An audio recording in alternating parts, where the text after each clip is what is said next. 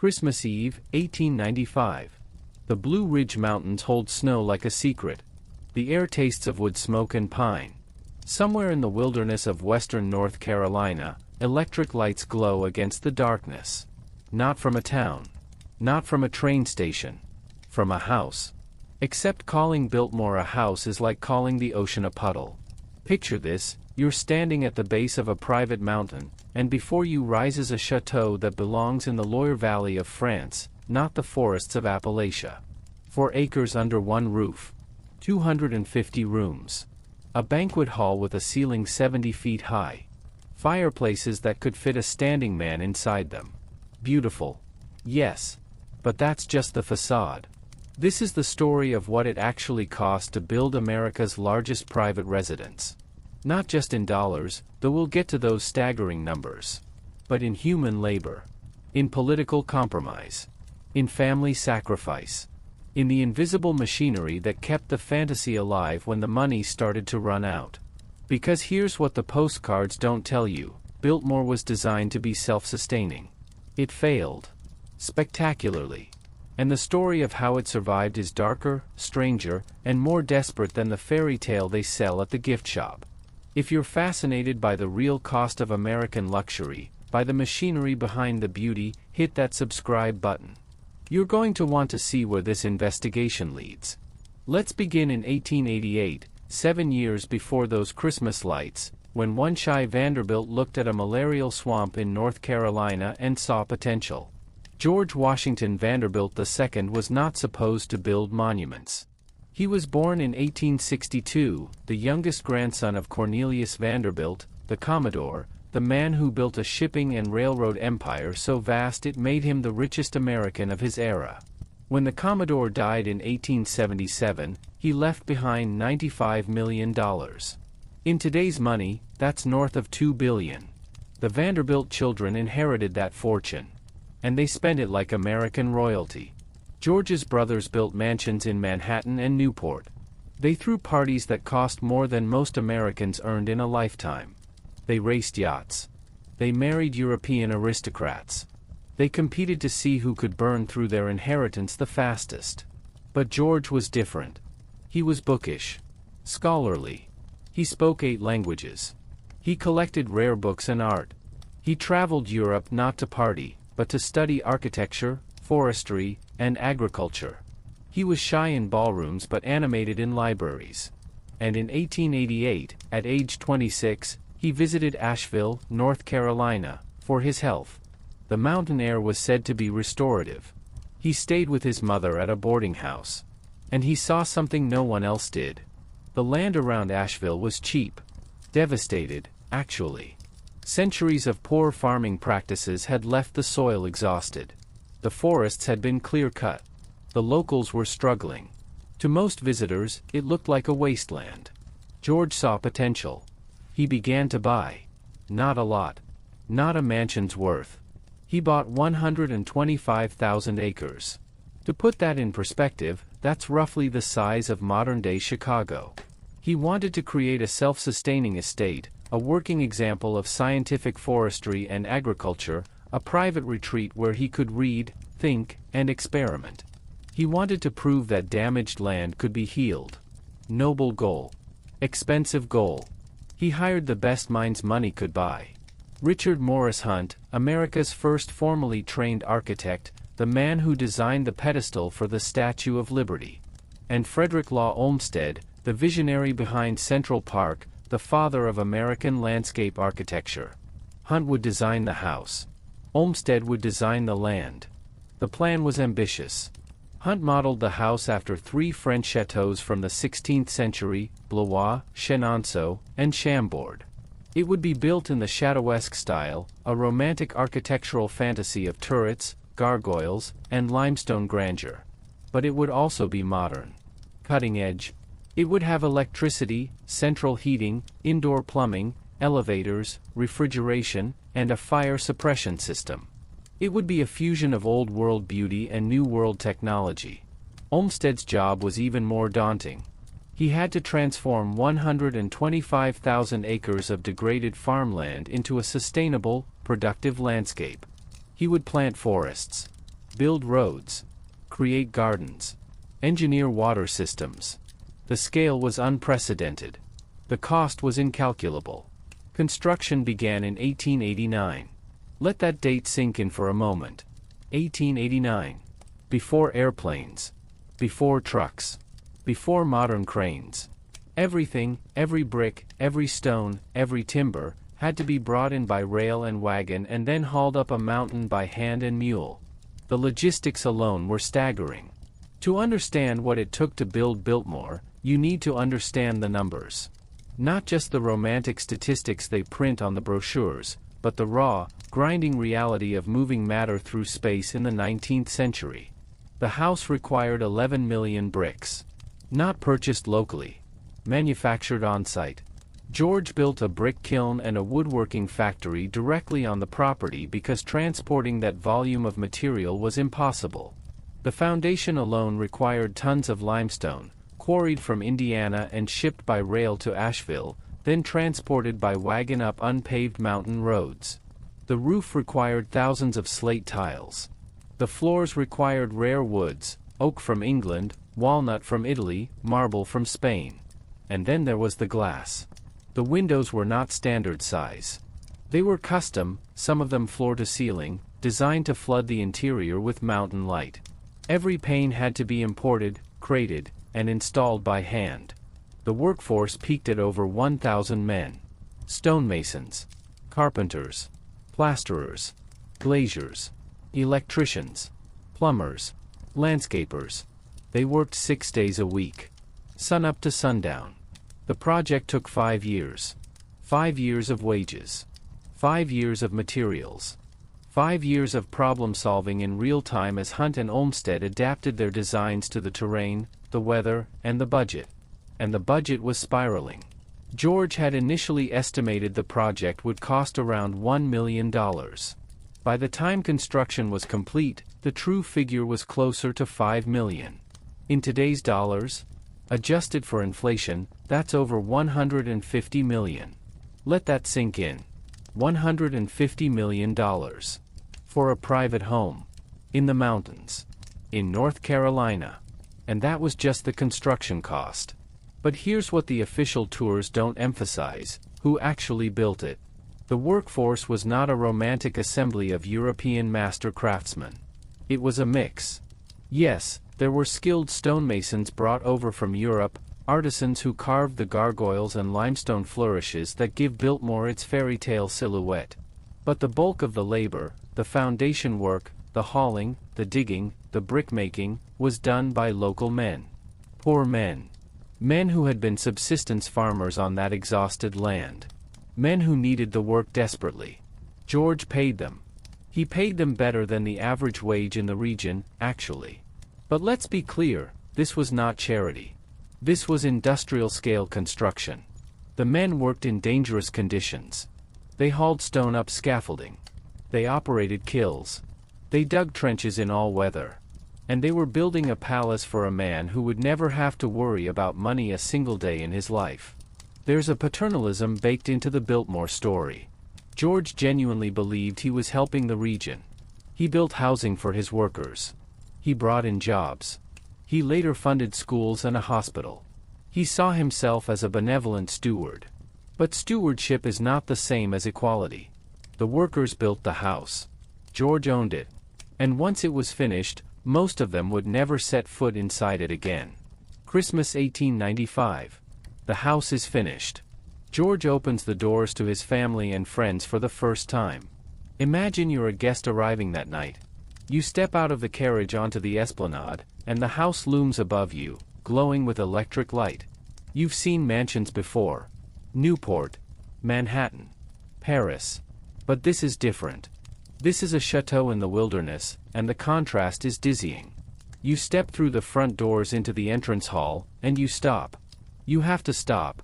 The ceiling is 3 stories above you. The floor is marble. The walls are Indiana limestone, carved with botanical motifs so intricate they look alive. Directly ahead of you is a grand staircase, and above it, a chandelier holding 72 light bulbs. 72. In 1895. Most of America was still using oil lamps. But Biltmore had its own power plant. George had hired engineers to dam a stream and install turbines, generating electricity not just for lights but for refrigeration, elevators, and heated rooms. You move through the house, and every room is a marvel. The banquet hall, 75 feet long, with a ceiling 70 feet high, tall as a 7-story building. Flags hang from the rafters. A triple fireplace dominates one wall, large enough to roast an ox. The table seats 64. The library, 10,000 volumes, floor to ceiling, with a spiral staircase and a hidden door behind the bookcases. George's personal collection. Philosophy, history, architecture, literature in 8 languages. The Winter Garden, an indoor conservatory with a glass ceiling, filled with palms and orchids, heated year-round. In the center, a fountain. A place to feel like summer even when the mountains are buried in snow. The bowling alley. The swimming pool. The gymnasium. All underground, lit by bare bulbs, their walls lined with white tile, functional and strange, like the belly of a ship. This was not just a house. It was a self-contained world. But here's the thing most visitors miss: the house was designed to impress guests. But it was engineered to function. And the machinery that made it function was hidden. Step past the showpiece rooms, the grand halls and libraries that exist to be admired, and follow the narrow back staircases. The ones the servants used. The doors are smaller here. The ceilings lower. The walls plain plaster, not carved stone. You descend into the basement, and suddenly you're in a different building. Not a château. A factory. The boiler room, massive coal-fired furnaces that fed steam to radiators in every room. The coal had to be shoveled by hand. Constantly. In winter, the furnaces ran 24 hours a day. The kitchen, industrial scale. Multiple ovens.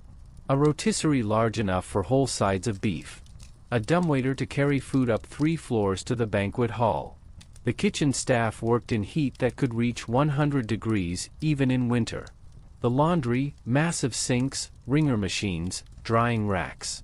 Every sheet, every tablecloth, every piece of clothing had to be washed by hand, wrung, hung, ironed, and folded. The Vanderbilts and their guests generated a staggering volume of laundry. The staff worked 6 days a week just to keep up. And then there were the people who kept the house alive. Over 100 staff members lived on-site or nearby. Maids, cooks, footmen, stable hands, engineers, gardeners, foresters. They woke before dawn. They worked until the family and guests retired. They ate in separate quarters. They used separate staircases. They were invisible unless needed. This was the cost of the illusion. To make the upstairs feel effortless, magical, required relentless, exhausting labor downstairs. And all of it, every furnace, every meal, every laundered sheet, had to be paid for. Here's what George didn't fully grasp in 1895, Biltmore was not a house. It was an organism. And it was hungry. The annual operating costs were staggering. Estimates suggest it cost roughly $250,000 a year just to keep the estate running. In today's money, that's over $8 million. Every year. Coal, wages, food, maintenance, repairs, supplies. George's income, derived from his share of the Vanderbilt fortune, was substantial. But it was not infinite.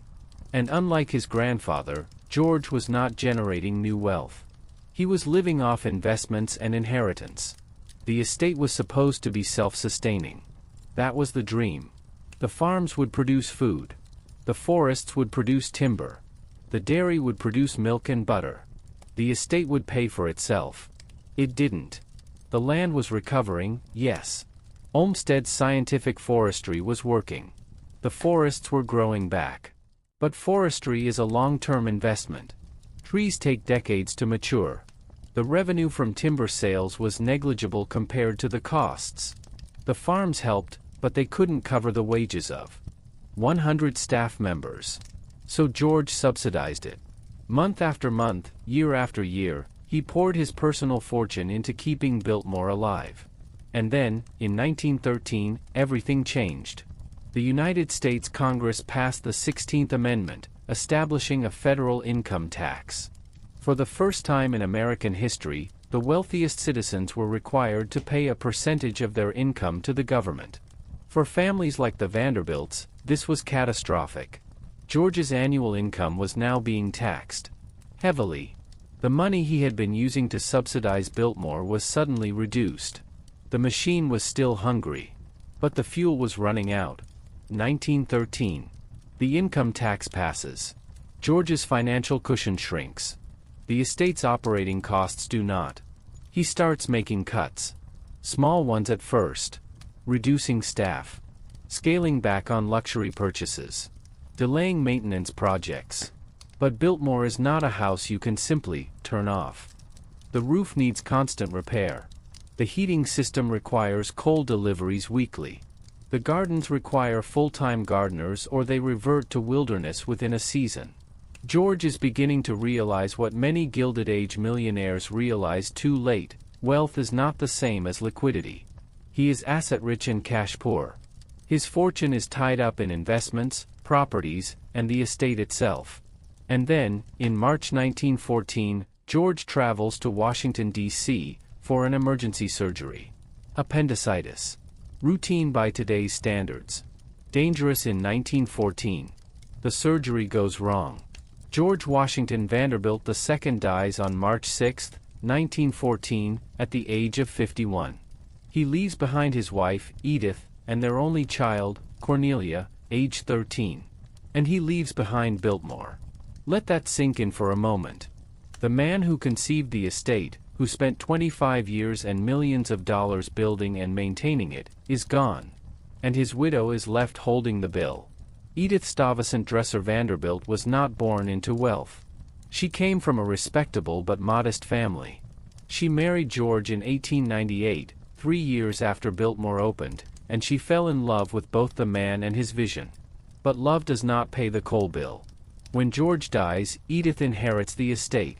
On paper, she is now the owner of 125,000 acres and America's largest private home. In reality, she inherits a crisis. The estate's operating costs are still roughly $250,000 a year. George's income, which had been covering those costs, is now being divided. Edith receives a portion, but it's not enough. Not even close. She has 3 options. 1. Sell the estate. Break it up. Auction off the land, the art, the furniture. Turn the family's dream into a liquidation sale. 2. Abandon the estate. Walk away. Let it fall into ruin. Let the roof collapse.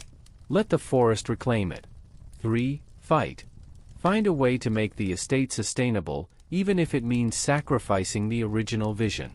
Edith chooses to fight. But she can't do it alone. She begins meeting with financial advisors, lawyers, and government officials. She needs to reduce the operating costs drastically, and the only way to do that is to reduce the size of the estate. She makes a decision that would have broken George's heart. She agrees to sell the land. Not to a private buyer. To the federal government. In 1916, Edith sells approximately 86,700 acres, nearly 2/3 of the estate, to the United States Forest Service. The sale price is $5 per acre. Roughly $435,000 total.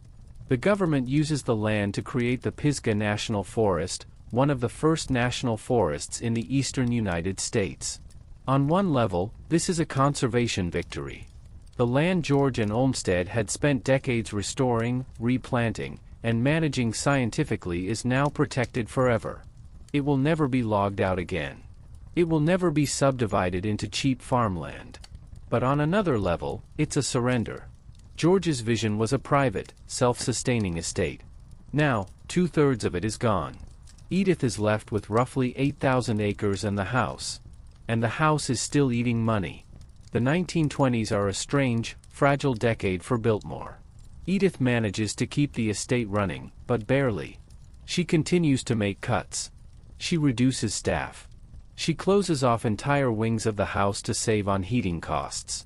She rents out parts of the estate for events and retreats. Cornelia, now a young woman, marries John Francis Amherst Cecil, a British aristocrat, in 1924. The wedding is held at Biltmore, and it's a grand affair, covered by newspapers across the country. For a moment, the estate feels alive again, like the Gilded Age never ended. But the illusion is fragile. By the late 1920s, Edith is aging. The estate is stable but not thriving. The operating costs are still brutal. The roof still leaks. The infrastructure is aging. And then, in October 1929, the stock market crashes. The Great Depression begins. And Biltmore, which had been struggling to stay afloat, is now drowning. Picture this, it's 1930. The Vanderbilt fortune, which once seemed infinite, has been gutted. The stock market collapse wiped out millions of dollars in investments. Across America, banks are failing. Unemployment is soaring. Wealthy families are losing everything. Edith looks at the numbers, and the math is brutal. The estate still costs a fortune to maintain, but the income from investments has vanished. The family cannot afford to keep Biltmore running as a private residence. She has the same three options she had in 1914: sell, abandon, fight. She chooses to fight again. But this time, the solution is radical. In March 1930, Edith makes a decision that would have been unthinkable 15 years earlier. She opens Biltmore to the public. For $1 per ticket, tourists can tour the house. Let that sink in. The private retreat, the scholar's paradise, the family home, is now a museum. It's a desperate move. But it works. People come. Not in huge numbers at first, but enough. Enough to cover some of the operating costs. Enough to keep the lights on. Enough to buy time. Edith is essentially turning the estate into a business. She hires managers. She trains guides. She markets the house as America's Château, a chance for ordinary people to see how the wealthiest family in America once lived. It's humiliating, in a way. The Vanderbilt name, once synonymous with untouchable wealth, is now charging admission. But it's also practical. Survival requires adaptation. And Edith is a survivor. Throughout the 1930s, Biltmore limps along. Tourism brings in some revenue, but the Depression means fewer people can afford even a $1 ticket. Edith continues to make cuts. She closes more wings. She reduces staff to a skeleton crew. The house, once alive with servants and guests, is now quiet. Empty. But it's still standing. And then, in 1939, the world catches fire. World War II begins in Europe. By 1941, the United States is pulled into the conflict. And Biltmore, the struggling estate on the edge of collapse, is about to become something no one could have predicted. A vault. A hiding place. A sanctuary for America's most priceless treasures. 1942. The United States is at war. Europe is burning. Cities are being bombed. Museums are being looted. Cultural heritage, centuries of art and history, is being destroyed or stolen by the Nazi regime. American officials are terrified that the same could happen here. What if the East Coast is bombed? What if Washington, D.C., is attacked? What happens to the treasures in the National Gallery of Art? The paintings, the sculptures, the irreplaceable works by Rembrandt, Raphael, Van Dyck, Vermeer? They need a hiding place. Somewhere remote. Somewhere secure. Somewhere far from the coast, far from military targets, far from anywhere the enemy would think to look. They choose Biltmore. The National Gallery of Art, in cooperation with Edith and Cornelia, arranges to secretly move 62 of the most valuable paintings in the American collection to Biltmore's unfinished music room, a large space on the ground floor that had never been completed.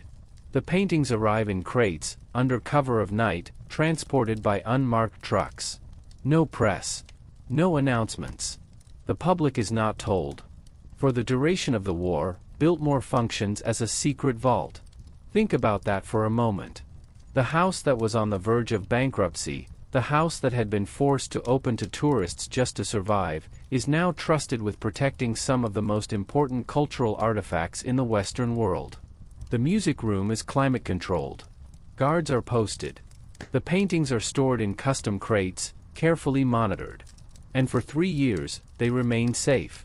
In 1945, when the war ends, the paintings are returned to Washington. Not a single work was damaged. Biltmore had served its country. But the war also brought something else, a renewed sense of purpose. The estate was no longer just a relic of the Gilded Age, a monument to excess. It was a place that mattered. A place that could adapt, serve, and survive. And that realization would shape the next chapter of its story. When World War II ends, Edith is in her 70s. She has spent 3 decades fighting to save Biltmore, and she is tired. Cornelia, her daughter, had moved to England with her husband, John Cecil, before the war. She has largely stepped away from the estate. But Cornelia's sons, George and William Cecil, are coming of age. And they are beginning to see Biltmore not as a burden, but as an opportunity. William, in particular, is a pragmatist. He understands business. He understands that Biltmore cannot survive as a private residence. It's too big. Too expensive. The world has changed. But it can survive as a business. In the 1950s and 1960s, William begins to professionalize the estate. He expands the tourism operations. He hires professional managers. He invests in marketing. He begins to think of Biltmore not as a home, but as a historic attraction, a destination. He also begins to explore new revenue streams. In 1971, William makes a bold decision. He opens the estate's winery. The land around Biltmore, the land that Olmsted had replanted and George had dreamed would be productive, is planted with grapevines. The winery produces its first vintage in the 1980s. Today, Biltmore Winery is the most visited winery in the United States, producing over 150,000 cases of wine per year. The estate also expands its hospitality offerings.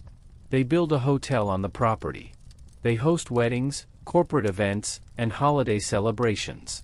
They create seasonal attractions, candlelight tours at Christmas, spring garden tours, fall harvest festivals. Biltmore is no longer a house. It's a brand. And it's thriving. Today, Biltmore employs over 2,000 people. It generates millions of dollars in annual revenue. It attracts over 1 million visitors every year. It's a national historic landmark, carefully preserved and maintained by a full-time staff of conservators, historians, and engineers. But here's the uncomfortable truth: Biltmore survived because it gave up being private. George's vision was a self-sustaining estate, a private retreat where he could live quietly and study. He wanted to prove that damaged land could be healed, that wealth could be used responsibly, that beauty and function could coexist. He succeeded, in a way. The land was healed. The house is still standing. It is still beautiful. But it is no longer his. It belongs to the public now. Not legally, the estate is still privately owned by George's descendants. But functionally, Biltmore exists for tourists. The rooms are roped off. The furniture is behind glass. You can look, but you cannot sit. You cannot live there. The house is a museum. A monument. A ghost. And maybe that's the only way it could have survived. Because the original vision, the Gilded Age fantasy of unlimited private wealth, was unsustainable. The income tax made it impossible. The Depression made it absurd. The modern world made it irrelevant. Biltmore endures because it adapted. Because Edith was willing to make the hard choices. Because William was willing to see the house not as a sacred inheritance but as a business problem that needed a business solution. That's the dark lesson of Biltmore: beauty requires resources. And when the resources run out, beauty requires sacrifice. So let me ask you this: is Biltmore still George's house? Or is it something else now? It's still called the Vanderbilt estate. The family still owns it. But George never intended for strangers to walk through his library. He never imagined tourists taking selfies in his banquet hall. He never dreamed his private retreat would become one of the most visited homes in America. The house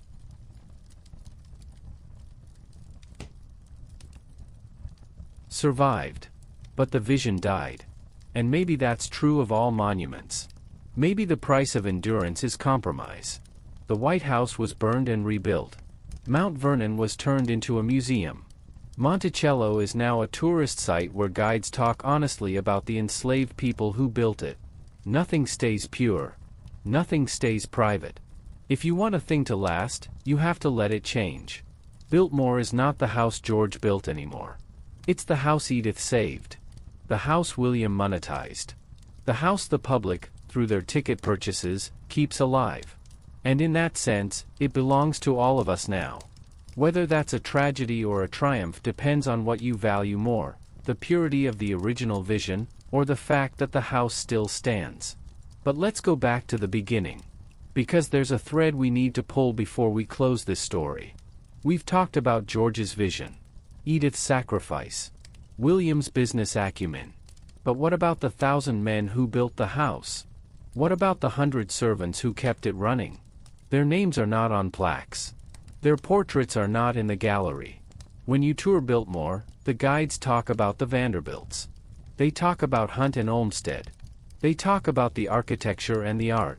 They don't talk much about the labor. But let's talk about it now. Because Biltmore, for all its beauty, was built on the same system that built every great house in history, the labor of people who could never afford to live there. The stonemasons who carved the gargoyles were paid well, yes. But they were paid for their time, not for the value they created. The house they built is worth hundreds of millions of dollars today. They earned a few dollars a day. The brickmakers who fired 11 million bricks worked in brutal heat, surrounded by coal dust and smoke. Lung disease was common. Injuries were frequent. There was no workers' compensation. No health insurance. If you got hurt, you lost your job. The servants who lived in the basement, who woke at 5 in the morning to stoke the furnaces and scrub the floors, earned room and board and a small wage. They had no days off except Sunday. No vacations. No retirement plan. When they got too old to work, they were let go. This was the system.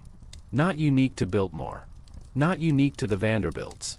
This was how wealth worked in the Gilded Age. The rich built monuments. The poor built the monuments for them. And then the poor were erased from the story.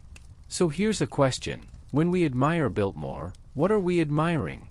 Are we admiring George's vision? Or are we admiring the skill of the anonymous laborers who turned that vision into stone? Are we admiring the beauty of the architecture? Or are we admiring the fact that someone had enough money to command that much human effort? There's no easy answer. Because both things are true. Biltmore is beautiful. And it was built through exploitation. Those two facts coexist. Uncomfortably. Let's talk numbers again. Because the numbers tell their own story. George spent $5 million building Biltmore. In today's dollars, that's over $150 million. The annual operating costs were $250,000. In today's dollars, that's over $8 million. Every year. Now, compare that to the average income in North Carolina in 1895. The average worker earned about $300 a year. In today's money, that's roughly $10,000. That means the annual cost of running Biltmore was equivalent to the combined annual income of over 800 working families. Let that sink in. One house. One family. The equivalent of 800 families' worth of income. Every year. And for what? For beauty, yes. For innovation, yes. Biltmore was a laboratory for scientific forestry. It was a proving ground for landscape architecture. It demonstrated that damaged land could be restored. Those are real contributions. George genuinely believed he was helping the region. But let's not pretend the house was necessary for any of that. You don't need a 250-room château to plant trees. You don't need a 70-foot banquet hall to conduct forestry experiments. The house was not about function. It was about ego. About legacy. About proving that George Vanderbilt, the shy scholar, could build something as grand as his robber baron brothers. And he did. But the cost was staggering. And not just in dollars. Think about what that wealth could have done if it had been distributed differently. $5 million could have built 500 schools. It could have funded a hospital system. It could have provided grants to every struggling farmer in western North Carolina. Instead, it built a house. A beautiful house. A historically significant house. A house that now employs 2,000 people and contributes to the local economy. But still, a house. Here's the paradox. Today, Biltmore is celebrated as a triumph of historic preservation. And it is. The house is meticulously maintained. The art is conserved. The gardens are restored to Olmsted's original designs. Millions of dollars are spent every year to keep the estate in pristine condition. But who is all this preservation for? The house is open to the public, yes. But a ticket costs over $80. That's not accessible to everyone. That's not affordable for a working family in Asheville, the same families whose great-grandparents might have worked on the estate a century ago. So in a sense, Biltmore is still exclusive. It's still a house for the wealthy. Not to live in, but to visit. And there's something deeply strange about that. We've taken a monument to private wealth and turned it into a tourist attraction. We charge people to look at the rooms where servants used to sleep. We sell tickets to walk through gardens that were once closed to the public. We've democratized access. But we've also commodified it. Biltmore is no longer a private home. But it's not really a public good either. It's a business. And that's the compromise. That's how it survived. George Washington Vanderbilt II died in 1914. He was 51 years old. He never saw the Great Depression. He never saw the estate open to tourists. He never saw his house become a business. But his name endures. You can visit Biltmore today, and the guides will tell you about George. About his vision. About his love of books and art. About his dream of a self-sustaining estate. They'll tell you he was a good man. A thoughtful man. A man who wanted to prove that wealth could be used responsibly. And maybe that's true. But here's the uncomfortable question. Does building a beautiful house make you a good person? Does it matter that George paid his workers well if the system that generated his wealth was exploitative? Does it matter that he restored the land if the reason the land was damaged in the first place was because poor farmers couldn't afford to let it rest? George was not a villain. He was not a robber baron like his grandfather. He didn't cheat or steal. He inherited his wealth, and he tried to use it thoughtfully. But thoughtful use of wealth does not erase the fact that the wealth itself was generated through systems of inequality. The Vanderbilt fortune came from railroads. And railroads were built by immigrant laborers working in dangerous conditions for low pay. George didn't create that system. But he benefited from it. And Biltmore, beautiful as it is a monument to that benefit. So when we visit Biltmore, we're not just admiring architecture. We're engaging with a complicated legacy. We're standing in a house that represents both the best and the worst of the Gilded Age. The best, innovation, artistry, a commitment to land stewardship. The worst, inequality, excess, the belief that beauty justifies the concentration of wealth in the hands of a few. Both things are true. And we have to hold both things in our minds at the same time. If you take the official tour of Biltmore today, you'll hear a carefully curated story.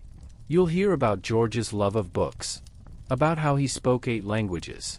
About how he wanted to create a beautiful, sustainable estate in the mountains. You'll hear about the Christmas opening in 1895. About the famous guests who visited. About the art collection and the Flemish tapestries. You'll hear about Edith's bravery during the Depression. About the estate's role in World War II, protecting national treasures. You'll hear about the winery, the gardens, the forestry program. What you won't hear, or what you'll hear only in passing, are the harder truths. You won't hear much about the financial desperation that forced Edith to sell 2/3 of the land. You won't hear about the servants who spent their entire lives working in that basement, their names forgotten. You won't hear about the psychological burden that Cornelia carried, growing up as the only child in a 250-room house, the pressure to preserve a legacy she never asked for. You won't hear about the deals, the compromises, the sacrifices that had to be made to keep the fantasy alive. Because the tour is not about truth. It's about mythology. And mythology sells tickets. The story of Biltmore has been polished smooth, like a river stone. The rough edges have been worn away. What remains is the romantic version, the visionary scholar, the devoted wife, the beautiful house that endures. And that story is true. But it's not the whole truth. The whole truth is messier. More complicated. More human. The whole truth is that George built something magnificent, but he couldn't afford to keep it. That Edith saved it, but only by destroying the original vision. That William monetized it, turning a private home into a public spectacle. The whole truth is that Biltmore survived, but survival required transformation. And transformation always comes at a cost. Let's imagine something the official tour can't show you. Imagine you're not a guest. You're not a Vanderbilt. You're not an architect or a famous visitor. You're a maid. 22 years old. You were hired in 1896, a year after the house opened. You wake at 5 in the morning in a small room in the basement. The walls are plain. The bed is narrow. You share the room with another maid. You dress quickly in your uniform, black dress, white apron, white cap. You must look invisible. Professional. Interchangeable. You report to the head housekeeper. She assigns your tasks for the day: dust the library, scrub the floors in the winter garden, polish the silver in the dining room, change the linens in the guest bedrooms. You work quickly. Silently. If a family member enters the room, you stop what you're doing, step back, avert your eyes, and wait for them to leave. You are not supposed to be seen. You are not supposed to be heard. You work until 10 at night. Your feet ache. Your hands are raw from lye soap and cold water. You eat in the servants' dining hall. The food is plain but adequate. You are not allowed to eat the same food the family eats. You earn $12 a month. Room and board are provided. You have 1/2 day off per week. You will do this job for 20 years. You will scrub the same floors, dust the same shelves, polish the same silver, until your back gives out. When you can no longer work, you will be let go. There is no pension. No retirement plan. You will move back to the small town you came from, and you will live with relatives until you die. Your name will not be remembered. This is the invisible cost of beauty. For every guest who marveled at the grandeur of the banquet hall, there was a servant who scrubbed the floor before the guests arrived and cleaned up after they left. For every visitor who admired the manicured gardens, there was a gardener who worked in all weather, pulling weeds, trimming hedges, hauling compost. The house looked effortless. But it required relentless labor. And that labor was invisible. By design. Let's talk about what it took to build Biltmore in environmental terms. The house required 11 million bricks. Those bricks were made on-site, yes, but the process was resource-intensive. Clay had to be dug from the earth. Wood had to be burned in the kilns to fire the clay. The kilns ran continuously for 5 years. The limestone came from Indiana. It was quarried, meaning entire hillsides were blasted apart. The stone was loaded onto trains, shipped across the country, then hauled by wagon up the mountain. The timbers for the roof came from old-growth forests. These were trees that had been growing for centuries, cut down and milled into beams. The marble for the floors came from Spain. The oak for the paneling came from England. The slate for the roof came from quarries in the Northeast. Every material, every piece, had to be extracted from the earth, processed, transported, and installed. The carbon footprint of building Biltmore was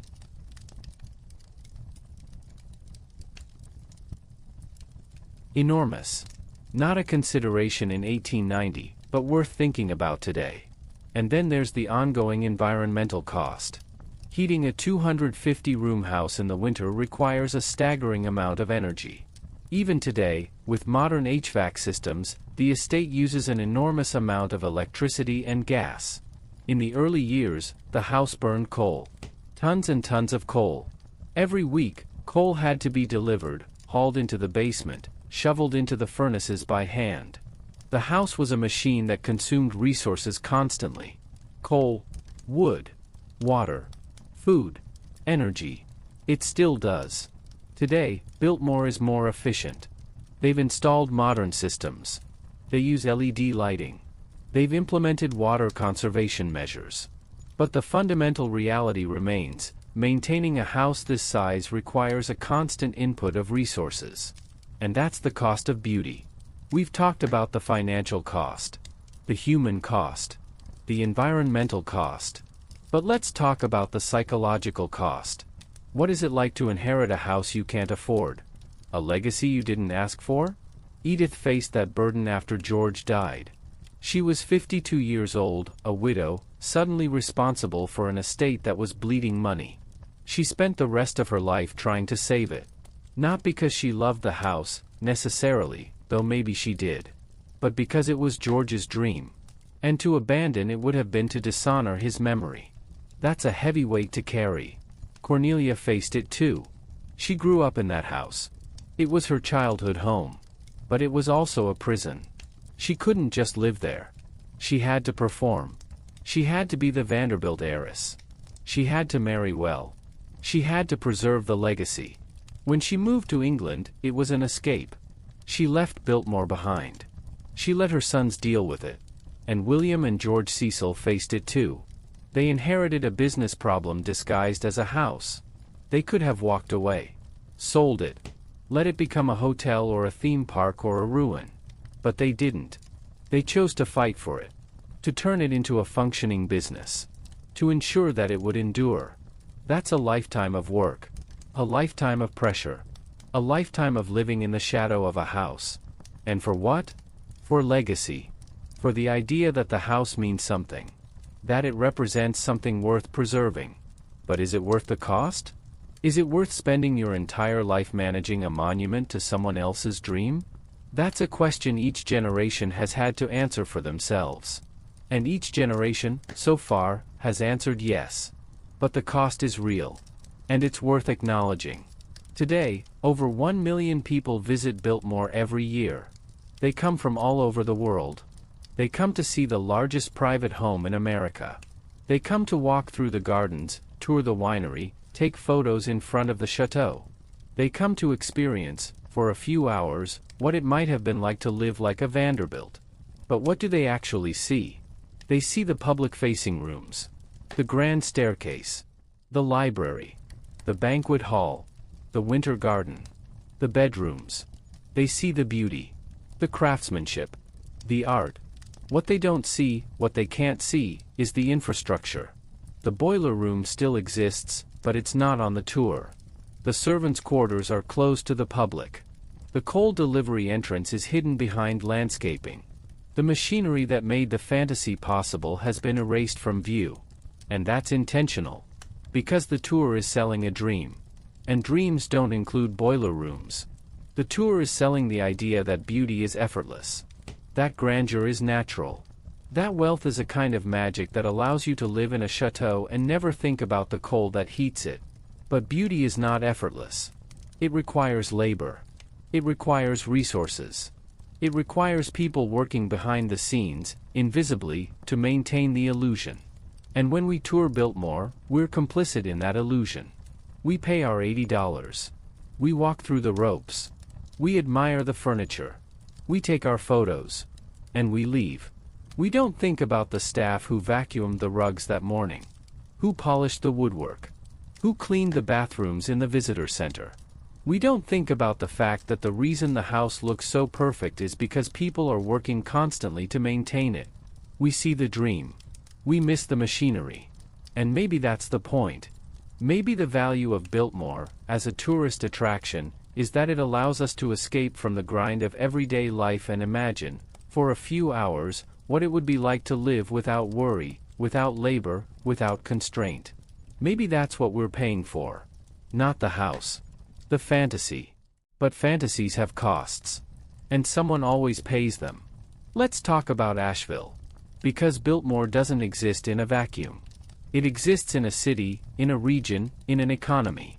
And its impact is complicated. On one hand, Biltmore is the single largest employer in the region. Over 2,000 people work there, in jobs ranging from tour guides to gardeners to hotel staff to vintners. The estate generates millions of dollars in economic activity every year. Tourists who come to see Biltmore also spend money at local restaurants, hotels, and shops. The estate pays property taxes that fund schools and infrastructure. In that sense, Biltmore is an economic engine. It provides jobs. It brings visitors. It supports the local economy. On the other hand, Biltmore is also a symbol of inequality. Asheville is a city with a complicated history. It's a city where wealth and poverty exist side by side, where multi-million-dollar homes overlook neighborhoods with crumbling infrastructure. And Biltmore, with its $80 tickets and luxury hotel, is not accessible to everyone. Many residents of Asheville have never been inside Biltmore. They can't afford it. And there's something uncomfortable about that. About living in the shadow of a chateau you can't afford to visit. About working service jobs in a city full of tourists who come to see a monument to wealth you'll never experience. Biltmore contributes to the local economy. But it also contributes to the gentrification of Asheville, to the rising cost of living, to the sense that the city is being transformed into a playground for tourists rather than a home for residents. That's not Biltmore's fault, exactly. It's part of a larger economic pattern. But it's worth acknowledging.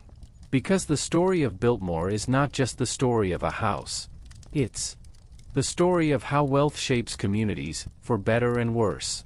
Here's another uncomfortable truth: when you preserve a historic house, you freeze it in time. Biltmore is maintained to look exactly as it did in the early 1900s. The furniture is original. The art is original. The wallpaper, the carpets, the fixtures, everything is restored to match a specific historical moment. And that's valuable. It gives us a window into the past. It allows us to see, physically, how the wealthiest Americans lived a century ago. But it also creates a kind of historical lie. Because houses are supposed to change. They're supposed to be lived in. Furniture gets worn. Wallpaper fades. Rooms are repurposed. A house that doesn't change is not a house. It's a museum. And when we preserve Biltmore as it was, we're not preserving a living space. We're preserving a moment. A snapshot. A version of history that's been curated, polished, and frozen. We're creating a kind of historical Disneyland. And that raises the question, what is the purpose of historic preservation? Is it to accurately represent how people lived? Or is it to create a beautiful, idealized version of the past? Is it to educate? Or is it to entertain? Is it to honor the people who lived there? Or is it to give modern visitors a pleasant experience? These are not easy questions. And different people will answer them differently. But they're worth asking. Because every time we preserve a historic house, we're making choices. About what to show. What to hide. What to emphasize. What to minimize. And those choices shape the story we tell about the past. Biltmore tells a story about American ambition, innovation, and resilience. But it could also tell a story about inequality, exploitation, and the unsustainability of extreme wealth. Both stories are true. Which one we emphasize depends on who's telling the story. And why. Here's a broader question. Why do we preserve houses like Biltmore? Why do we spend millions of dollars maintaining a chateau that represents the extreme wealth of the Gilded Age? Why not spend that money preserving the homes of ordinary people? Of workers? Of immigrants? Of the people who actually built the estate? The answer, of course, is that those homes don't exist anymore. They weren't built to last. They were simple structures, wood and tar paper, utilitarian, cheap. They've been torn down, burned, replaced. Only the houses of the wealthy remain. Because only the wealthy could afford to build houses out of limestone and marble and oak. And so the history we preserve is, by default, the history of the rich. We preserve plantation houses. We preserve Newport mansions. We preserve railroad baron estates. And we call it American history. But it's not. It's a sliver of American history. A very specific, very privileged sliver. The vast majority of Americans never lived like this. Never even saw the inside of a house like this. And yet, when we visit these estates, when we tour these houses, we're told that this is our heritage. Our legacy. But is it? Or is it just the heritage of the people who could afford to build monuments to themselves? This is not an argument against preserving Biltmore. Historic preservation is valuable. These houses are important records of how people lived, how they built, how they thought about space and beauty and function. But it is an argument for context. for acknowledging that Biltmore represents a very specific experience. That it's not universal. That it's not neutral. It's a monument to wealth. And we should talk about that honestly. So what is Biltmore today? Is it an educational institution? A museum dedicated to teaching people about Gilded Age history, architecture, and labor? Or is it an entertainment venue? A beautiful backdrop for Instagram photos, a luxury experience for people who want to feel, for a few hours, like they're living in a fairy tale? The answer is, both. And that's the tension. Biltmore is a business. It needs to attract visitors to survive. And to attract visitors, it needs to be entertaining, beautiful, aspirational. But it's also a historic site. It has a responsibility to educate. To tell the truth, even when the truth is uncomfortable. And those two goals don't always align. Education is challenging. It asks visitors to think critically, to question, to grapple with complexity. Entertainment is easy. It asks visitors to admire, to enjoy, to consume. Biltmore does both. But the balance is delicate. And it's not always clear which goal is being prioritized. Let's talk about the one part of George's vision that actually worked, the forestry. Because while the house itself was unsustainable, the land management program was revolutionary. When George bought the land in 1888, it was devastated. Decades of clear-cutting and poor farming practices had left the soil eroded and the forests destroyed. The mountains were scarred. The streams were clogged with silt. George hired Gifford Pinchot, a young forester who had studied in Europe, to manage the land scientifically. Pinchot implemented the first large-scale forestry program in the United States, replanting trees, managing harvests sustainably, protecting watersheds. It was a radical idea at the time. Most Americans viewed forests as resources to be exploited and then abandoned. Pinchot, with George's backing, proved that forests could be managed for long-term productivity. When Pinchot left to work for the federal government, he later became the first chief of the U.S. Forest Service. George hired Carl Schenck, a German forester who founded the Biltmore Forest School in 1898, the first forestry school in America. For 14 years, students came to Biltmore to learn scientific forestry. They studied soil science, botany, hydrology.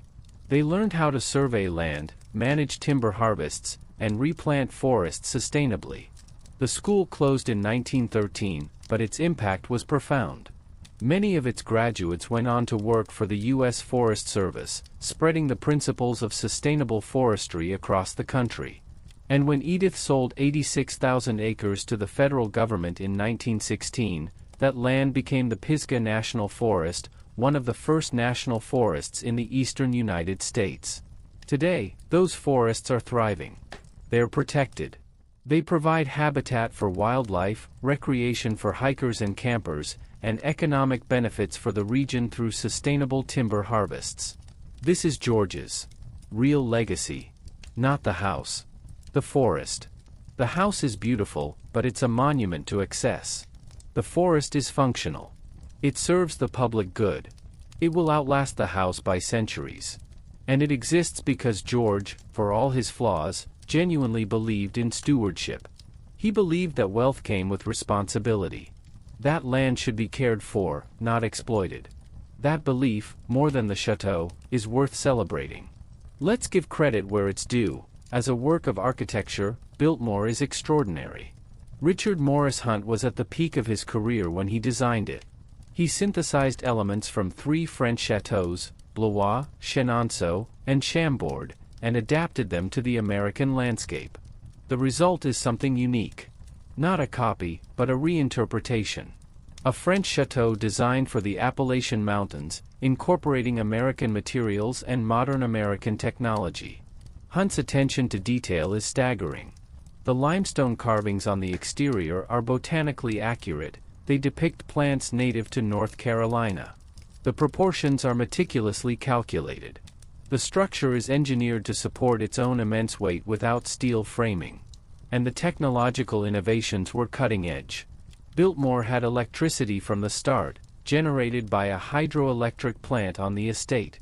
It had central heating, using steam radiators fed by coal-fired boilers. It had indoor plumbing with hot and cold running water. It had a fire suppression system, elevators, refrigeration, and a call button system so guests could summon servants without leaving their rooms. In 1895, this was astonishing. Most American homes didn't have electricity. Most didn't have indoor plumbing. Biltmore had both, plus systems that wouldn't become standard in American homes for another 30 years. The house was a laboratory. A proof of concept. A demonstration of what was possible when wealth, ambition, and expertise converged. And it influenced American architecture profoundly. After Biltmore, country estates became popular among wealthy Americans. The idea of a large, self-contained estate with gardens, forests, and modern amenities became a status symbol. Hunt's chateauesque style influenced a generation of architects. You can see echoes of Biltmore in mansions built across the country in the early 20th century. And Frederick Law Olmsted's landscape design at Biltmore became a model for integrating architecture and nature. His approach, using native plants, respecting natural topography, designing for long-term sustainability, shaped American landscape architecture for decades. So yes, Biltmore is excessive. Yes, it's a monument to inequality. But it's also a masterpiece. And that complexity is part of the story. Why are we still fascinated by places like Biltmore? Why do over 1 million people a year pay to tour a house they'll never be able to afford? Part of it is the Downton Abbey effect. We're fascinated by the upstairs-downstairs dynamic. By the idea of a world where aristocrats lived in luxury while servants worked invisibly to maintain the illusion. There's something voyeuristic about it. We know it was unjust. We know the system was exploitative. But it's also fascinating. We want to see how they lived. What they ate. What their rooms looked like. How they spent their days. And places like Biltmore give us that window. We can walk through the servants' quarters. We can see the call button system. We can stand in the kitchen and imagine the cooks preparing a 10-course meal. We can visualize the labor. And that makes the luxury feel real, rather than abstract. But there's also a deeper attraction, nostalgia for a world that felt ordered. The Gilded Age was brutal and unjust. But it also felt stable, in a way. Everyone knew their place. The wealthy were wealthy. The workers were workers. The system, however unfair, was predictable. Today, the world feels chaotic. Inequality is worse than ever, but the structures are invisible. The wealthy hide their wealth behind corporations and offshore accounts. The workers are gig employees with no security, no pensions, no unions. There's no grand house to tour. No visible machinery. Just algorithms and spreadsheets and quarterly earnings reports. And so we visit Biltmore, and we imagine a simpler time. When wealth was visible. When labor was visible. When the system, however unjust, was at least comprehensible. It's a fantasy. A dangerous one, maybe. But it's a powerful one. Today, Biltmore is still owned by George's descendants. Specifically, by William Cecil's family. William died in 2017, but his children, Bill Cecil Jr. and Deanie Pickering, now run the estate. They're the fourth generation of Vanderbilts to manage Biltmore. And they've continued William's approach: professionalization, diversification, modernization. They've expanded the winery. They've built a second hotel. They've added event spaces, restaurants, and retail operations. They've turned the estate into a year-round destination, with seasonal attractions like Christmas candlelight tours and spring flower festivals. They've also invested heavily in conservation. The estate's forests are managed sustainably. The gardens are maintained using organic practices. They've installed solar panels. They've reduced water usage. In 2014, they placed a conservation easement on the estate, ensuring that the land can never be subdivided or developed. Biltmore will remain intact, in perpetuity. This is stewardship. Real stewardship. The Cecil family could have sold Biltmore decades ago. They could have turned it into a hotel chain. They could have subdivided the land and sold it to developers. They didn't. They chose to preserve it. To keep it whole. To keep it functioning as a business, yes, but also as a historic site, a conservation area, a public resource. That's a choice. And it's worth acknowledging. But it's also a choice that's only possible because they inherited wealth. Because they have the resources to maintain an estate most people couldn't afford to heat for a winter. So the story of Biltmore is, in the end, still a story about wealth and access and who gets to make choices about how history is preserved. Let's play a game. What if George had made different choices? What if he'd built a smaller house? A comfortable mansion, say 50 rooms instead of 250. What if he'd spent the rest of his fortune funding schools, hospitals, libraries? Would anyone remember him today? Probably not. He'd be a footnote. A kind Vanderbilt, but not a notable one. What if Edith had sold the estate in 1914, when George died? What if she'd auctioned off the art, sold the land, walked away? The house would likely have been demolished or repurposed. Maybe a hotel. Maybe a college. Maybe torn down for the materials. The forests might still have been protected, if the federal government had purchased the land directly. But Biltmore, as we know it, wouldn't exist. What if William, in the 1960s, had decided it wasn't worth saving? What if he'd let the house fall into ruin? There are plenty of Gilded Age mansions that went that route. Abandoned. Vandalized. Demolished. Lost to history. What if the federal government had seized Biltmore during World War II, turning it into a military hospital or training facility? What if a fire had destroyed it, like so many other grand houses? History is fragile. Biltmore exists today because of a series of choices made by individuals who had the resources and the will to preserve it. But it could easily have been lost. And maybe that's the lesson: nothing lasts without effort, without sacrifice, without adaptation. Beauty alone isn't enough. You have to fight for it. Today, visiting Biltmore is a carefully orchestrated experience. You don't just show up and walk in. You buy tickets online, weeks in advance. You choose a time slot.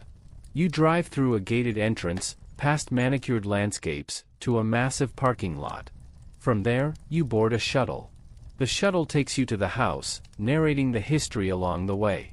You disembark at the main entrance, where a guide checks your ticket and directs you inside. Inside, the path is controlled. You follow ropes and signs. You move through the house in a specific order, designed to maximize flow and minimize crowding. Certain rooms are off-limits. Certain areas are roped off. You can take photos, but no flash. You can look, but you can't touch. After the house tour, you're funneled through the gift shop. Then you're directed to the winery, the gardens, the restaurants, the hotel. Every step is designed to maximize revenue. To keep you on site. To encourage you to spend money. It's efficient. It's professional. It's a well-oiled machine. But it's also sterile. There's no spontaneity. No discovery. You can't wander off the path. You can't explore the rooms that aren't on the tour. You can't sit on the furniture or open the books or feel the texture of the tapestries. You're a visitor, not a guest. And that's the fundamental tension. Biltmore is a historic house, but it's managed like a theme park. That's necessary, of course. You can't let 1 million people a year roam freely through a house full of priceless antiques. Things would get damaged, stolen, destroyed. But it changes the experience. You're not experiencing Biltmore as George intended it. You're experiencing a curated, commercialized version of Biltmore, designed for mass consumption. And that's fine. That's how historic sites survive in the 21st century. But it's worth acknowledging the difference between a living space and a museum. Between a home and an attraction. Biltmore is the latter now. And it will never be the former again. Biltmore is not unique. It's one of many Gilded Age estates built by America's wealthiest families in the late 19th and early 20th centuries. The Vanderbilts alone built a dozen massive houses. The Breakers in Newport, Marble House, Idle Hour on Long Island, the Vanderbilt mansions in Manhattan. Most of them are gone now. Demolished. Too expensive to maintain. Sold off. Divided. Destroyed. But some survive. The Breakers is now a museum, run by the Preservation Society of Newport County. Marble House is also preserved. A few others remain in private hands, hidden from the public. And then there are the estates built by other families. The Rockefellers. The Carnegies. The Morgans. The Mellons. Some of those estates are now parks.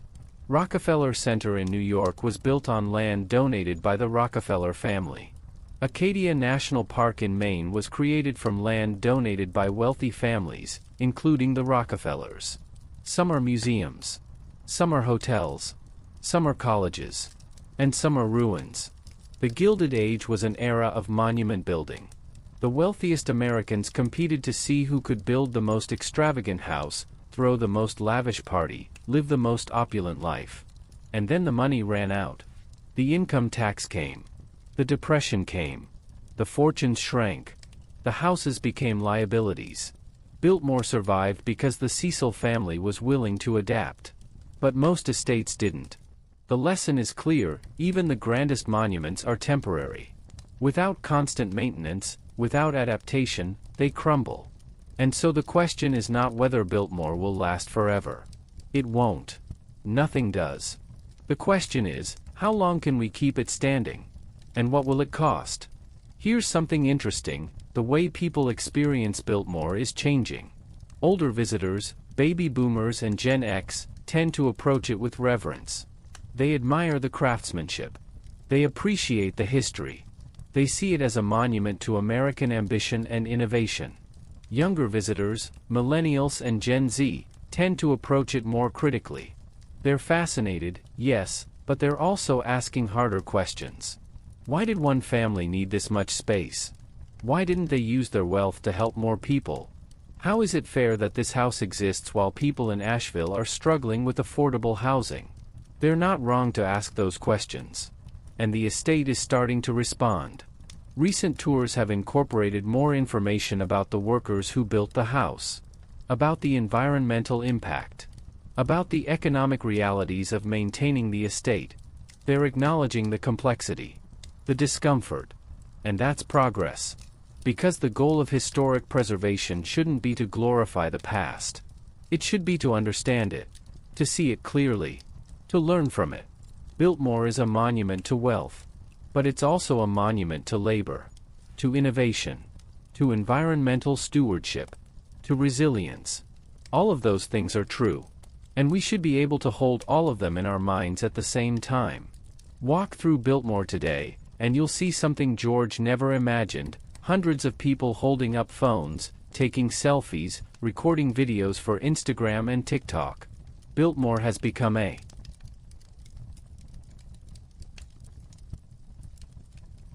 backdrop, a location tag, a setting for influencer content. And the estate has leaned into this. They encourage photos. They create Instagram-worthy moments. The Christmas decorations are designed to be photogenic. The gardens are maintained to be picturesque. This is smart business. Social media is free marketing. Every photo posted is an advertisement. But it also changes the experience. People aren't engaging with the history anymore. They're engaging with the aesthetics. They're curating their personal brand. They're collecting content. They walk through the library and think, this will get likes. They stand in the winter garden and think, this is perfect for my feed. They're not asking, who built this, or what did it cost, or what does this say about American history? They're asking, how do I look? And again, that's not wrong. People are allowed to enjoy beautiful spaces. They're allowed to take photos. They're allowed to engage with Biltmore however they want. But it's a shift. A fundamental shift in how we relate to historic sites. They're becoming commodities. Experiences to be consumed and displayed. Not places to learn, but places to be seen. And I'm not sure what that means for the future of historic preservation. Here's something most visitors don't realize: not everything at Biltmore is original. The house has been restored extensively. Furniture has been replaced. Wallpaper has been replicated. Entire sections have been reconstructed. This is normal for historic preservation. Buildings decay. Materials degrade. You have to repair, restore, and sometimes rebuild. But it raises the question, at what point does a restored house stop being historic and start being a replica? If the roof has been replaced, and the wallpaper has been reproduced, and the furniture has been substituted with period-appropriate pieces, is it still George's house? Or is it a museum's interpretation of George's house? This is the Ship of Theseus problem, applied to architecture. And there's no clear answer. The National Park Service has guidelines. You're supposed to use original materials when possible. You're supposed to replicate original techniques. You're supposed to preserve as much of the authentic structure as you can. But authenticity is a spectrum, not a binary. Biltmore is authentic in the sense that it occupies the same location, has the same footprint, and preserves the same design intent as the original. But it's also been modified, restored, and adapted over 130 years. It's both real and reconstructed, original and replicated. And maybe that's okay. Maybe authenticity isn't the point. Maybe the point is preservation. Keeping the story alive. Ensuring that future generations can see, physically, what the Gilded Age looked like. Even if what they're seeing is, in some sense, a reconstruction. Let me ask the hardest question of all. Should we preserve monuments to inequality? Should we spend millions of dollars maintaining a house that represents the extreme concentration of wealth? That was built on the labor of people who could never afford to live there? Or should we let it go? Let it fall into ruin? Reclaim the space for something more equitable? There's no easy answer. On one hand, Biltmore is a historic artifact. It teaches us about architecture, about labor, about how the wealthiest Americans lived. It's a window into a specific moment in history. And we can't learn from history if we erase it. On the other hand, preserving Biltmore requires resources. Money, labor, energy. Resources that could be used for other purposes. Affordable housing. Education. Healthcare. Is preserving a château really the best use of those resources? And then there's the symbolic question. What does it say about our values that we're willing to spend millions maintaining a rich man's house, but we're not willing to spend millions ensuring every child has a safe place to sleep? These are uncomfortable questions. And different people will answer them differently. But they're worth asking. Because preservation is not neutral. It's a choice. A choice about what we value. What we want to remember. What we want to pass on to future generations. And right now, we're choosing to preserve monuments to wealth. That's a choice. And we should be honest about it. Let's talk about the future. Because Biltmore, like all historic structures, is facing a threat that George never imagined: climate change. The Blue Ridge Mountains are experiencing more extreme weather. Heavier rainstorms. Longer droughts. More intense heat. More severe winters. All of these stresses affect the estate. Heavy rains cause erosion, threatening the integrity of the landscape and the roads. Flooding can damage the foundation. Droughts stress the gardens and forests. Extreme heat and cold strain the HVAC systems that keep the house at stable temperatures. And then there's the long-term threat: rising temperatures are changing the ecosystem. Tree species that have thrived on the estate for a century may not survive the next century.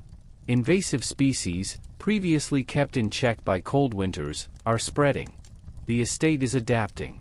They're implementing climate-resilient landscaping. They're updating infrastructure. They're monitoring and managing the forests more actively.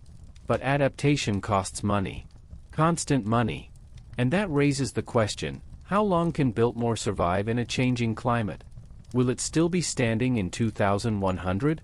In 2200? Or will the cost of maintenance eventually exceed the estate's ability to generate revenue? I don't know. No one does. But it's worth thinking about.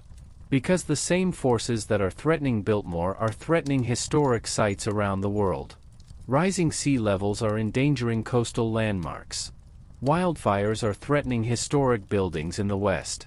Hurricanes are battering sites in the south. Climate change is the ultimate preservation challenge. And we're not ready for it. Here's a thought experiment. What if, in the future, Biltmore becomes too expensive to maintain? What if the roof finally collapses? What if a fire destroys it? What if the cost of upkeep becomes unsustainable? Would we lose it forever? Maybe not. Because technology is creating new ways to preserve history. Right now, organizations are using 3D scanning and photogrammetry to create digital twins of historic sites. High-resolution scans that capture every detail, every texture, every dimension. These digital models can be viewed in virtual reality. You can walk through a building that no longer exists. You can see it, experience it, study it, all without ever leaving your home. Biltmore has already been partially scanned. The technology exists to create a complete virtual replica. And in the future, if the physical house is lost, the digital version could remain accessible to anyone with an internet connection. Preserved forever in the cloud. Is that preservation? Or is it something else? It's not the same as walking through the real house. You can't feel the weight of the limestone. You can't smell the wood. You can't sense the scale in the same visceral way. But it's something. A record. A memory. A ghost. And maybe that's the future of historic preservation. Not maintaining physical structures forever, which may be impossible, but creating permanent digital records that can be accessed by future generations. It's a strange thought. But it might be the only way to ensure that places like Biltmore aren't lost completely. Let's go back to the fundamental question: who decides what history gets preserved? Right now, the answer is, whoever has the money. Wealthy families can afford to maintain their estates. Non-profits with large endowments can preserve historic sites. Governments can fund national parks and monuments. But what about the places that don't have wealthy backers? The working-class neighborhoods? The immigrant communities? The indigenous sites? Those places are disappearing. Not because they're not important, but because no one has the resources to preserve them. And so the history we preserve is biased. Toward wealth. Toward power. Toward the people who could afford to build in stone and marble. The history of ordinary people is lost. Because ordinary people built in wood and tar paper. And those structures don't last. This is a systemic problem. And there's no easy solution. But it's worth acknowledging. Because when we tour Biltmore, we're not just learning about the Vanderbilts. We're reinforcing a narrative about whose history matters. And if we're not careful, we'll preserve a version of history that's fundamentally incomplete. Let me ask you directly, what does Biltmore mean to you? Is it a symbol of American ambition? Of what's possible when wealth and vision converge? Is it a monument to inequality? A reminder of the systems that allowed one family to accumulate so much while others struggled? Is it a masterpiece of architecture? A testament to human craftsmanship and ingenuity? Is it a beautiful place to visit? A setting for a nice day out with family? All of those answers are valid. Because Biltmore is not one thing. It's many things. And what you see in it depends on what you bring to it. If you're interested in architecture, you'll see the technical brilliance of Hunt's design. If you're interested in labor history, you'll see the invisible hands that built it. If you're interested in conservation, you'll see Olmsted's forests. If you're interested in business, you'll see the Cecil family's entrepreneurial adaptation. Biltmore is a Rorschach test. It reflects our values, our interests, our biases. And that's what makes it such a powerful site. Not because it has one clear meaning, but because it can mean so many different things to different people. So let's come back to the question we started with: can beauty make you immortal? George Washington Vanderbilt II died in 1914.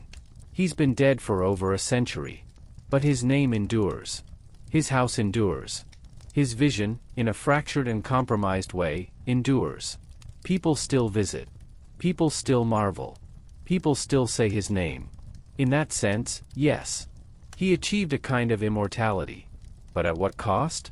He spent millions building a house he could barely afford to maintain. He died young, stressed by the financial burden. His family sacrificed to save it. His widow sold off the land. His daughter fled to England. His descendants turned it into a business. The house survived. But the dream died. And maybe that's the lesson. Beauty alone is not enough. Vision alone is not enough. Wealth alone is not enough. If you want something to last, you have to be willing to let it change. To adapt. To compromise. You have to be willing to let it become something other than what you intended. Biltmore is not George's house anymore. It's not a private retreat. It's not a self-sustaining estate. It's a business.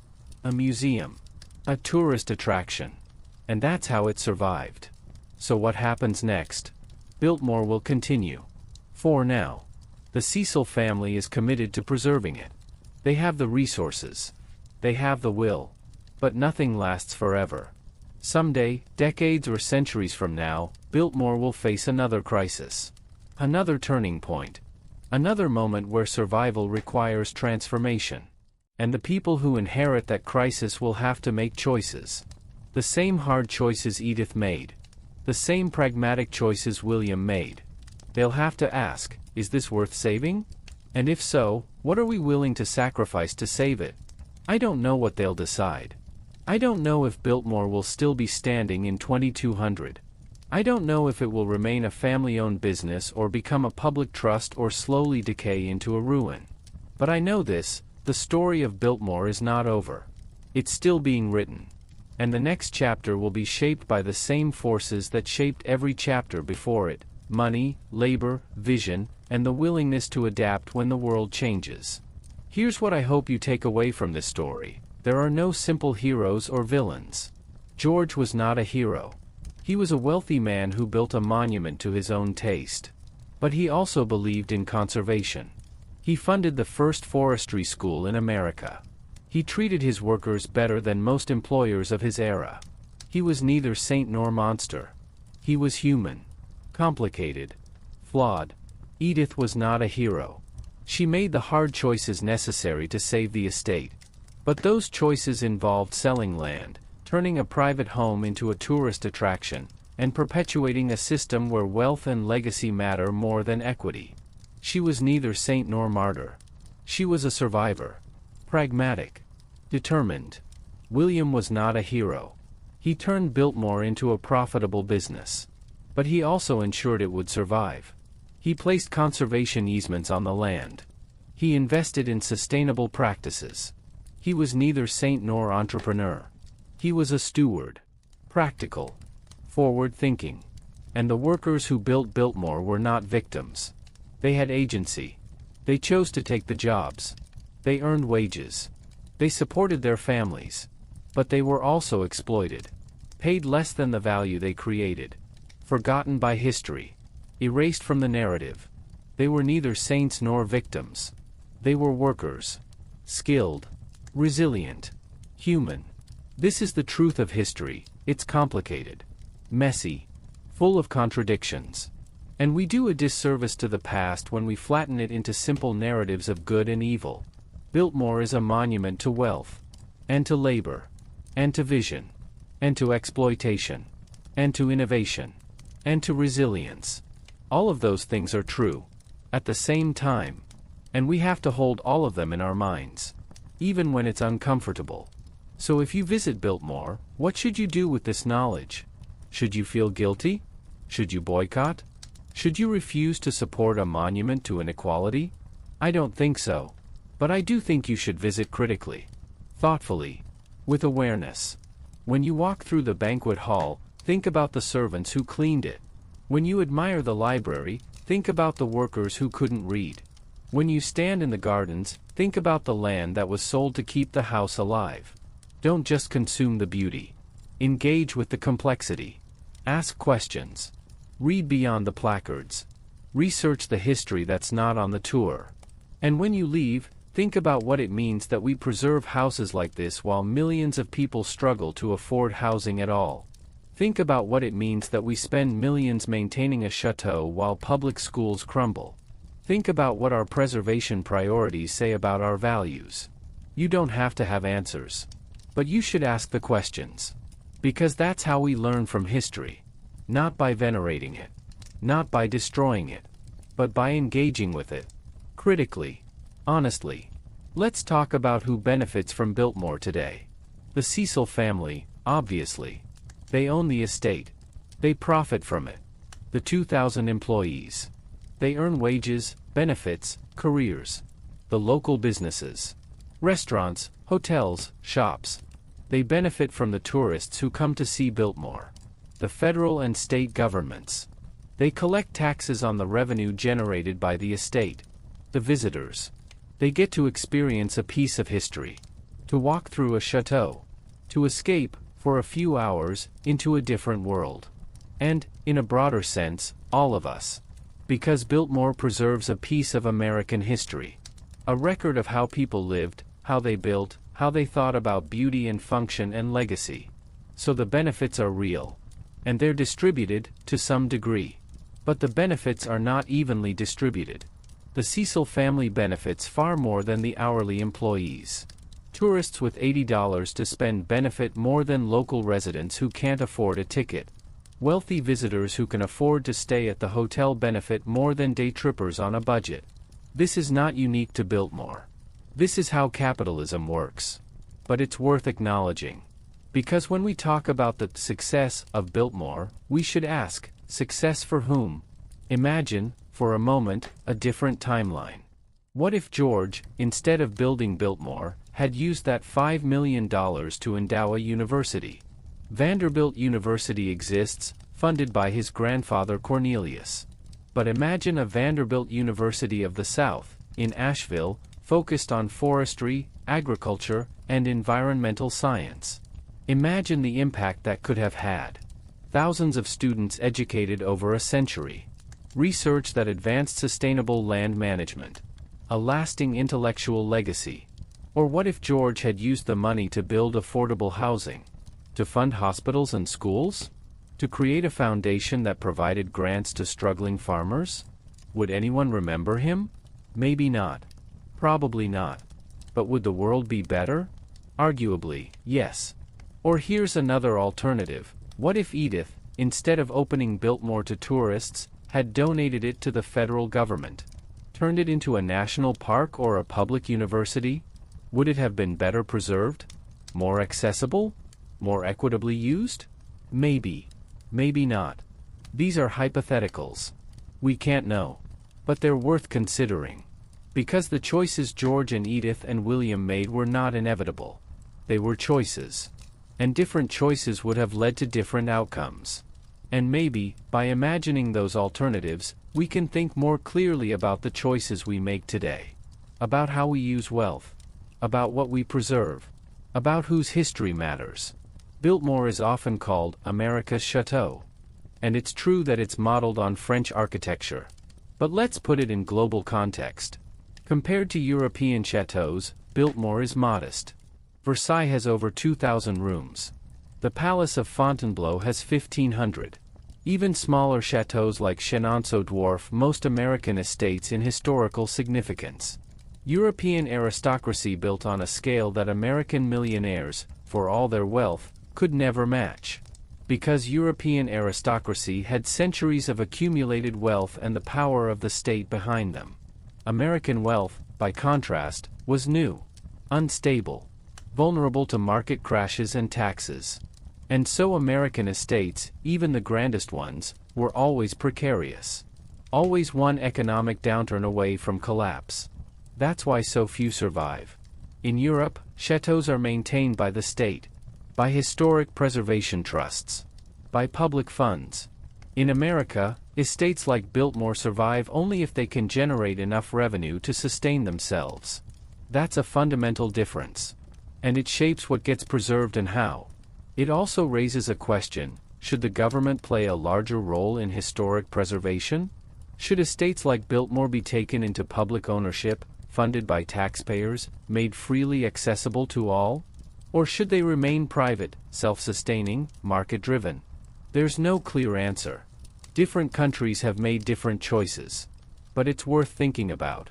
Let me make the case for Biltmore. Not as a monument to wealth, but as a work of art. Because whatever else it is, Biltmore is beautiful. The proportions are perfect. The craftsmanship is extraordinary. The integration of architecture and landscape is masterful. Hunt and Olmsted were geniuses. And Biltmore is their masterpiece. And beauty matters. It's not just a luxury. It's not just a frivolity. It's a fundamental human need. We need places that inspire awe, that remind us what's possible, that elevate us, even temporarily, above the mundane. Biltmore does that. When you stand in the entrance hall and look up at that ceiling, you feel something. Wonder. Admiration. A sense of scale that's almost overwhelming. That feeling is valuable. It's worth preserving. And yes, the house was built with wealth generated through exploitation. Yes, it represents inequality. But it also represents human achievement. Vision. Artistry. The drive to create something that will outlast us. And that's worth something too. We don't have to choose between condemning the system and appreciating the beauty. We can do both. We can acknowledge the injustice and still marvel at the craftsmanship.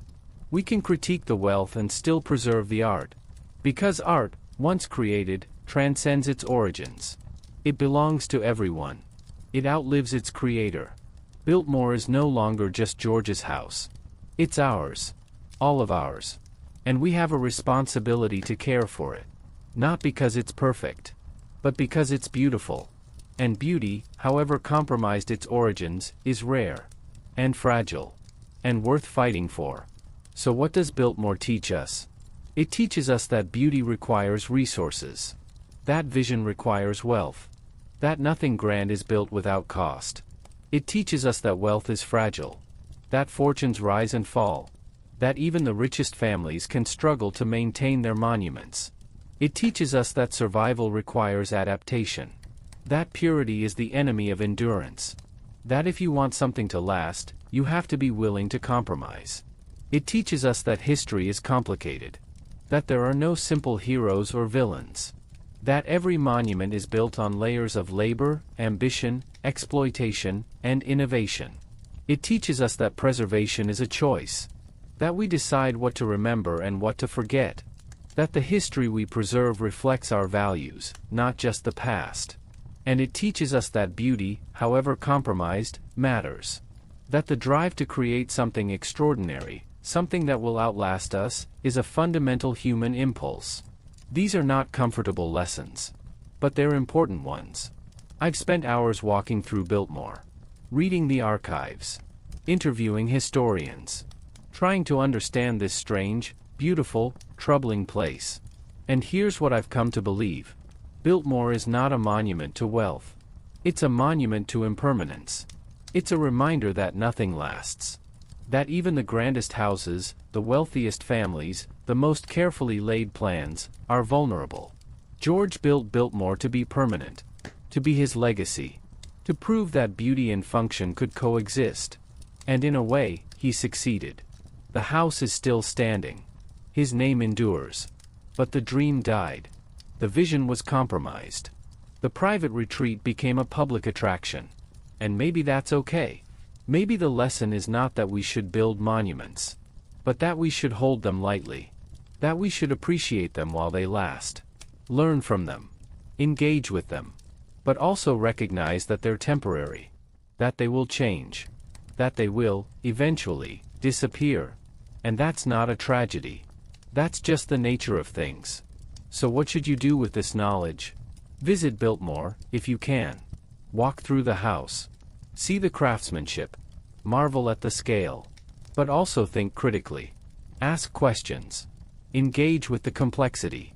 Support historic preservation. But also ask whose history is being preserved. And whose is being forgotten. Advocate for policies that make historic sites more accessible. For funding that supports preservation of working-class and minority histories, not just the estates of the wealthy. And think about what you want to leave behind. What you want your legacy to be. Because we're all building something. Maybe not a chateau, but a life. A career. A family. A community. And the choices we make about how we use our resources, how we treat the people around us, how we engage with the world, will shape what endures. George wanted to build something beautiful. Something that would last. Something that would make him immortal. And he did. But not in the way he intended. The house survived. But the dream changed. And maybe that's the best we can hope for. Not perfection. Not permanence. But impact. Adaptation. A legacy that outlives us, even if it doesn't look the way we imagined. Let's go back to where we started. Christmas Eve, 1895. Snow falling gently. Electric lights glowing against the darkness. A château rising from the wilderness.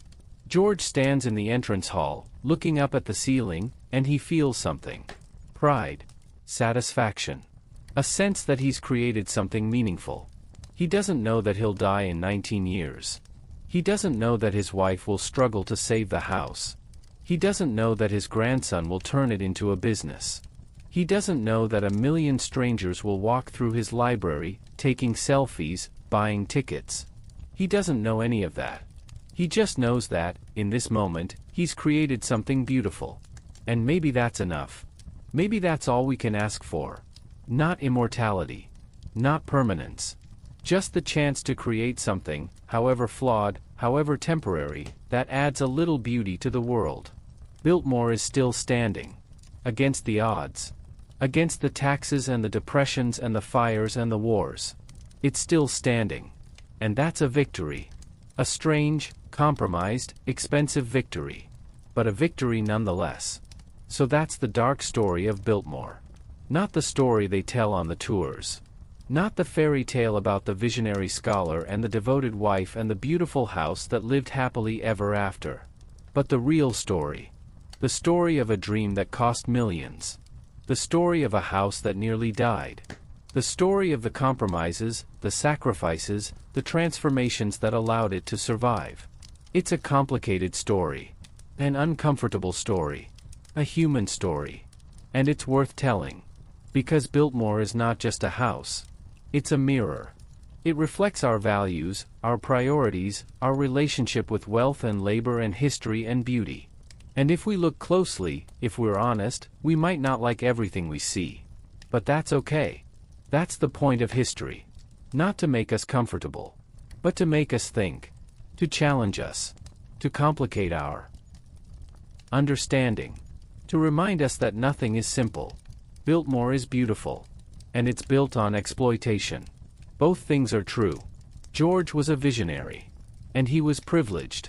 Both things are true. Edith was a survivor. And she benefited from systems of inequality. Both things are true. The house is a masterpiece. And it's a monument to excess. Both things are true. We can hold all of that in our minds at once. And maybe, by doing so, we can learn something. About the past. About ourselves. About what we want to build and what we want to leave behind. If you found this investigation valuable, if it made you think, if it complicated your understanding of Biltmore and the Gilded Age in American history, do me a favor. Share it. Comment. Tell me what you think. Tell me, do you think Biltmore should have been preserved? Or should the money have been used differently? Tell me, what other dark stories should I investigate next? Tell me, what does Biltmore mean to you? Because this conversation doesn't end here. It's just beginning. And I want to hear your voice in it. Thank you for joining me on this journey through the Blue Ridge Mountains, through a century of history, through the complicated legacy of America's largest private home. I'll see you in the next investigation.